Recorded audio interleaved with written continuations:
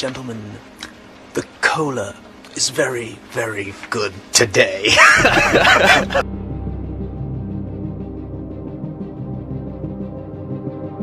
The Langoliers, story of a red-eye flight from LA to Boston where 10 passengers wake up to find the rest of the plane passengers and crew are missing. Confused over what happened, the plane makes a landing at Bangor International Airport in Maine, where there is no sound, wind or smell. Our concerned passengers discover that they have travelled back in time, stuck in a passing second so to speak, a fraction of a moment that has passed, and to make matters worse, the terrifying Langoliers are coming to devour everything, little monsters who sterilise each passing moment by eating it. Not only that, but our terrified heroes also have to survive Craig Toomey, a businessman and paper-tearing enthusiast turned fruitcake, who has a nervous breakdown and becomes a homicidal madman. The Langoliers is based on a short story by Stephen King, and was adapted into a 2-part miniseries in 1995, which, although had a strong build-up, had a slightly disappointing payoff. But many who watched it back in the day still have a nostalgic love for it, even with its dated 90s quirks and all. Welcome to the mid-90s, the time of Tarzos, the Macarena, and when Craig Toomey was scaring the little girl. Scaring the little girl?! Join with me as we look into 10 amazing facts about this odd piece of Stephen King nostalgia, the Langoliers. So let's check it out before Craig Toomey really does start scaring the little girl. Scaring the little girl?!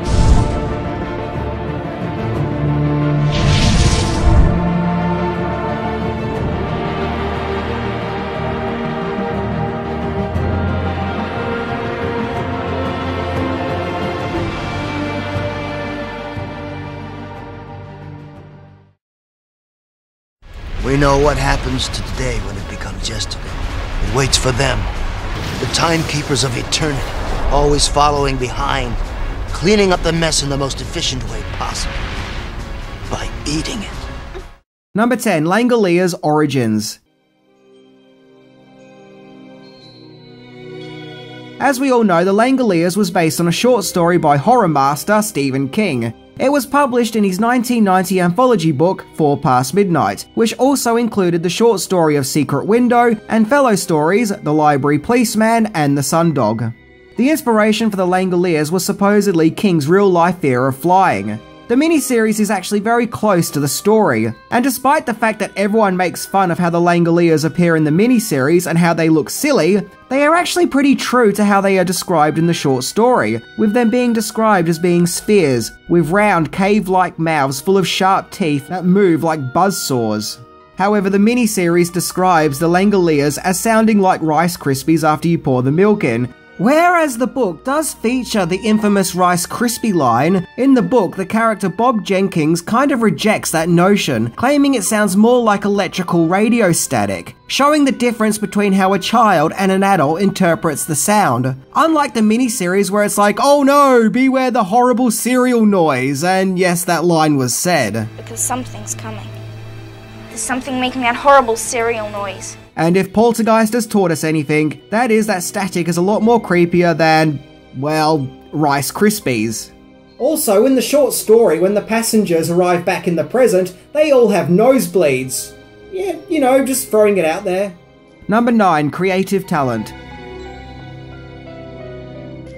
The Langoliers was broadcast during a wave of Stephen King stories being adapted into TV miniseries in the 90s. It started with It, and then progressed to the Tommyknockers and The Stand. In fact, The Langoliers was produced by Richard P. Rubenstein, who previously produced the Pet Sematary movie and The Stand miniseries. The series was directed by Tom Holland, as in the director, not Spider-Man, who was already something of a horror veteran, having directed Fright Night and Child's Play, 2 classic 80s horror movies, and the following year after The Langoliers he would go on to direct fellow Stephen King adaptation, Thinner. Another adaptation that is equally celebrated for its odd 90s quirks.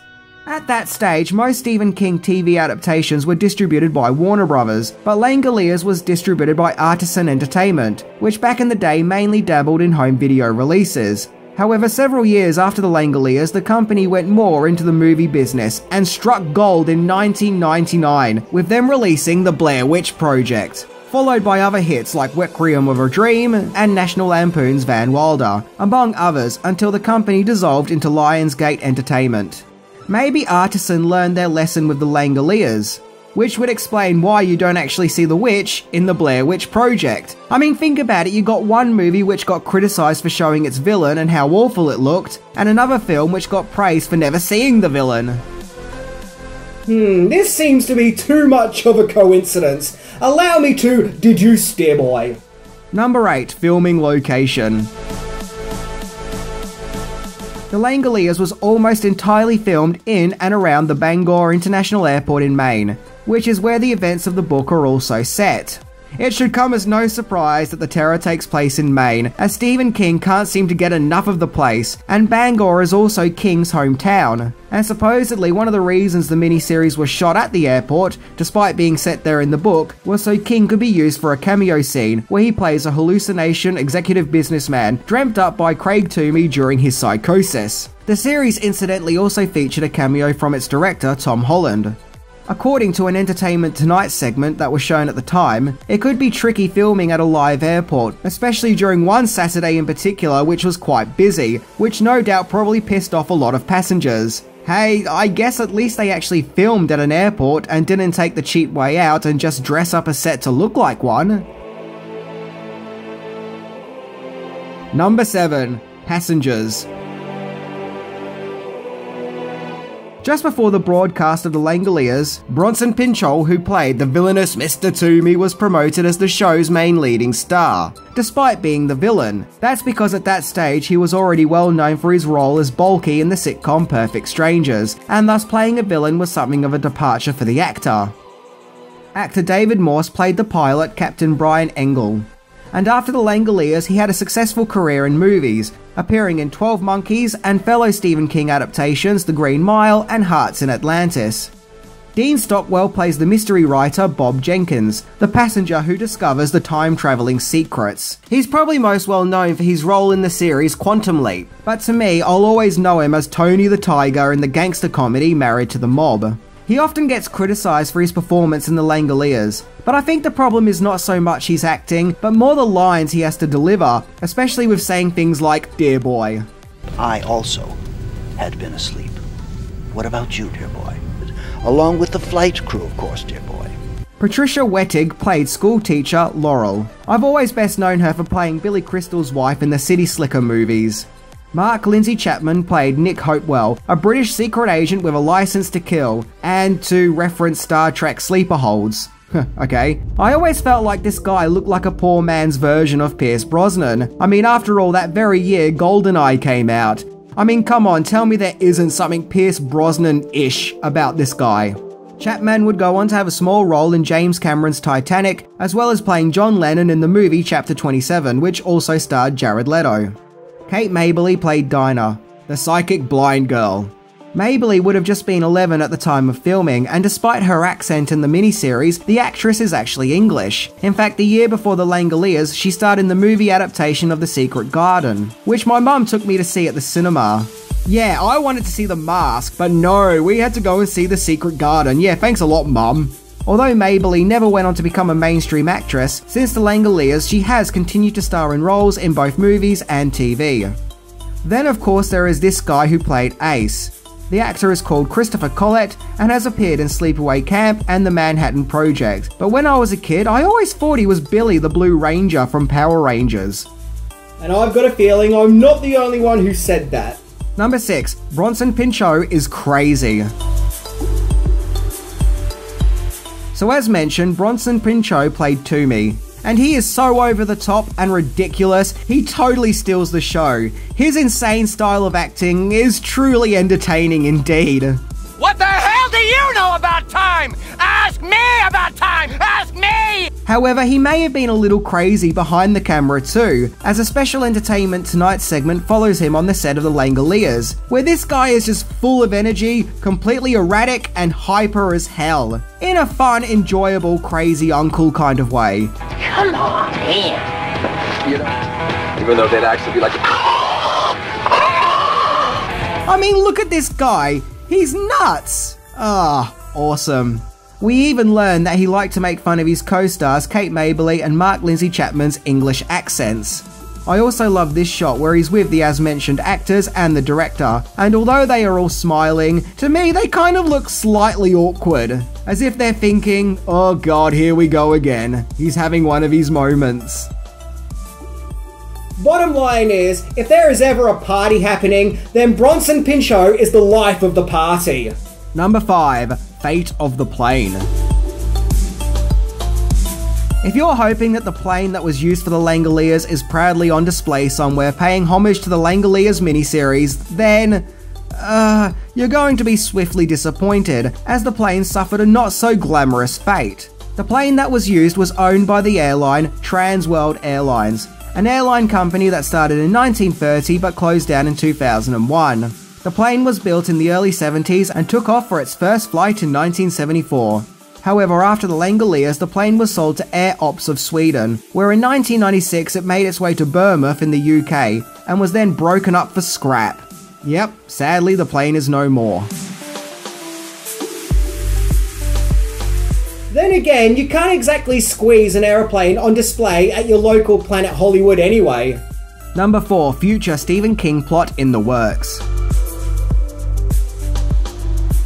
In a scene in the past where the Bob Jenkins character is deducing, dear boy, that they have travelled back in time, he makes an interesting observation, that the past is more of a stale, dead world, and that when you travel back in time, this is the world you enter, so you won't be able to travel to 1963 and prevent JFK from being assassinated. That one can't appear in the Texas State School Book Depository on November 22nd, 1963, and hope to stop the Kennedy assassination.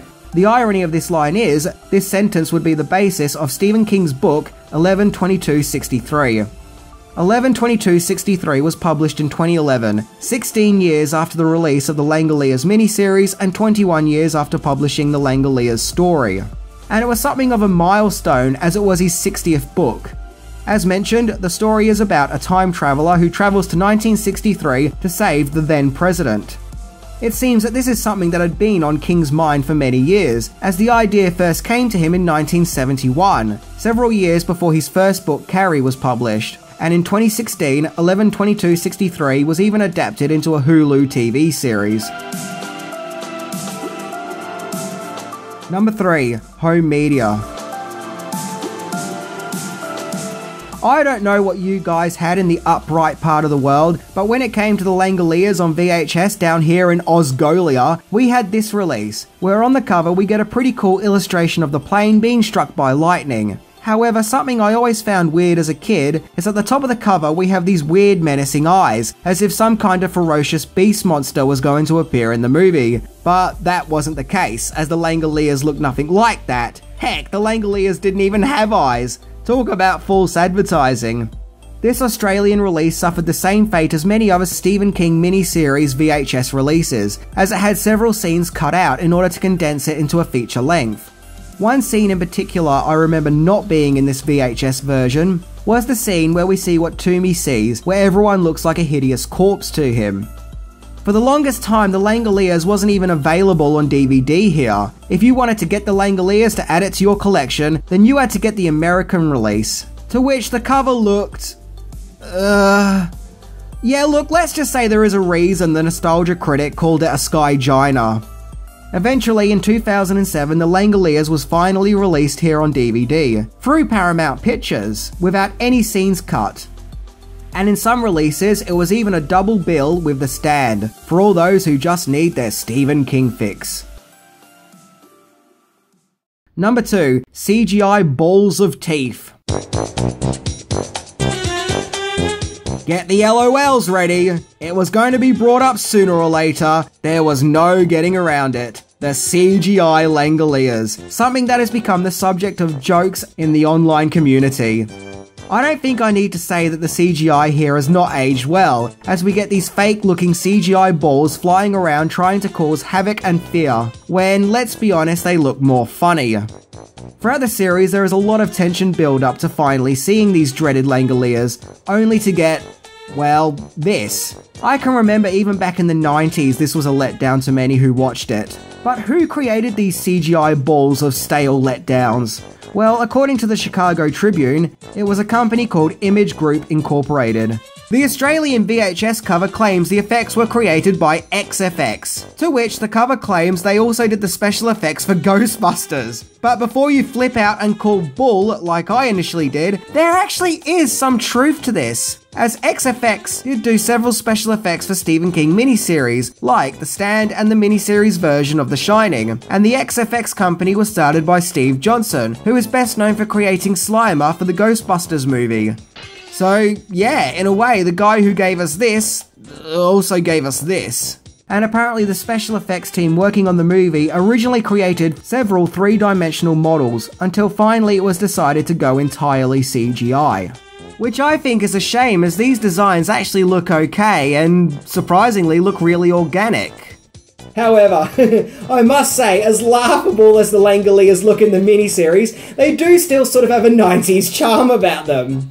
Maybe it's because I've grown up with the film and only know the Langoliers to look like that. But I don't know. For the miniseries, I wouldn't have it any other way.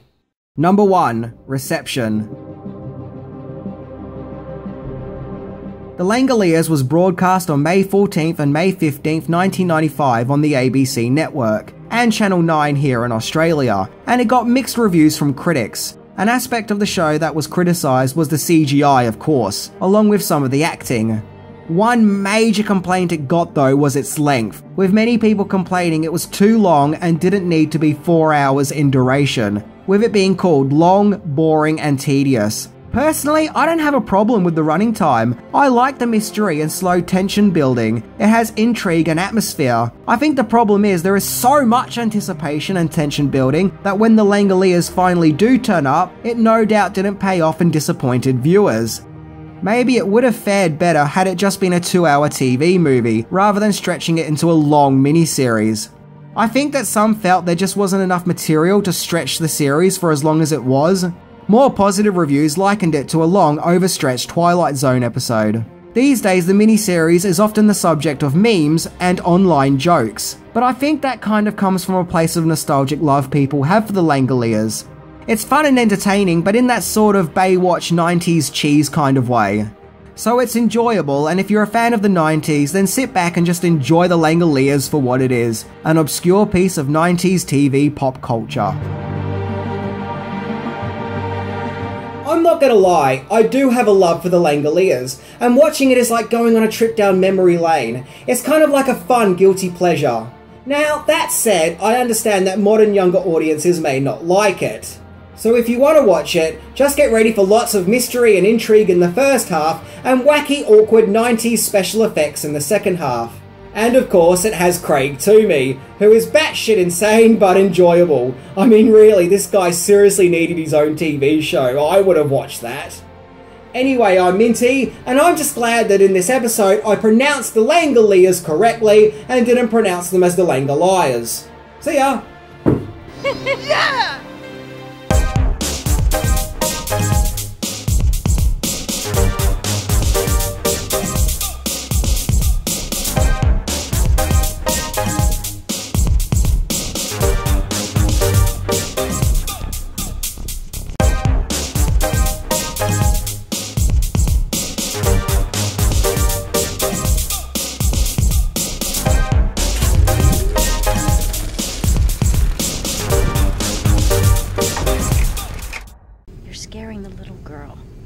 Scaring the little girl?